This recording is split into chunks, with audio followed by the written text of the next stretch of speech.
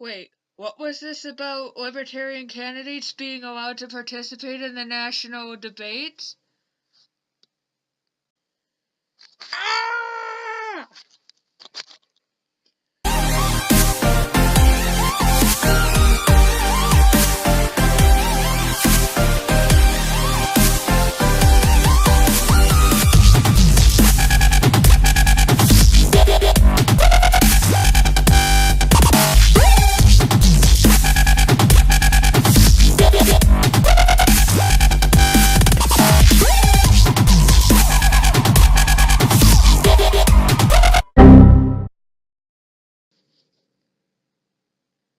Hello guys.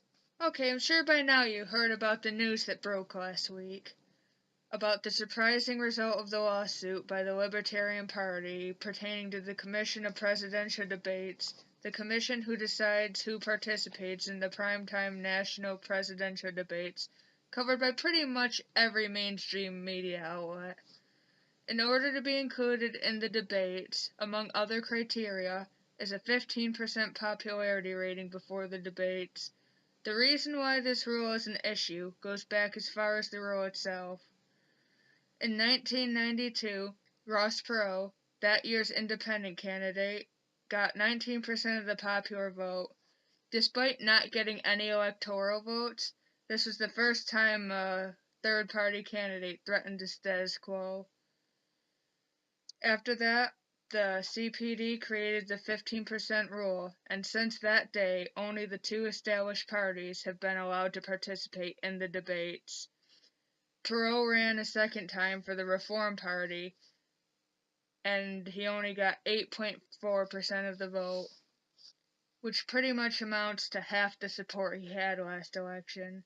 Given the history of the 15% benchmark, it's obviously a loophole for the bipartisan CPD, being very small compared to the Republicans and Democrats. Third-party candidates also have to spend much of their time and funding to even get their name on the ballot in all 50 states so that people can even vote for them in the first place. The exposure from these debates would be an absolutely invaluable asset to these smaller candidates.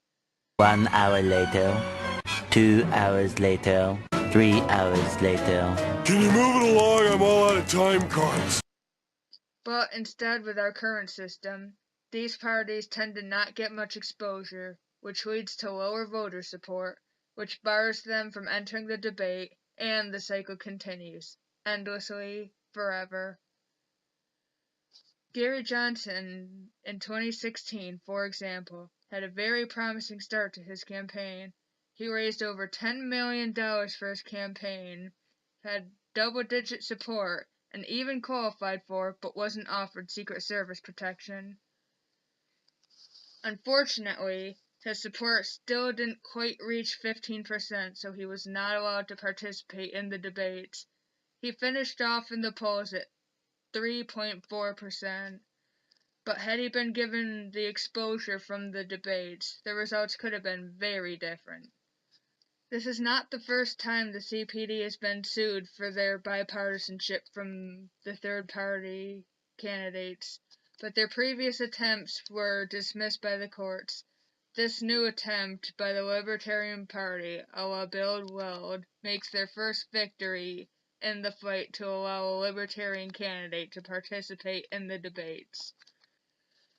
The judge ruled that the Federal Election Commission, who oversees the CPD, violated the Administrative Procedure Act by dismissing 2 administrative complaints towards the CPD and denying a petition to eliminate the 15% poll requirement. The lawsuit provides the FEC 60 days to reconsider the rules regarding debate eligibility.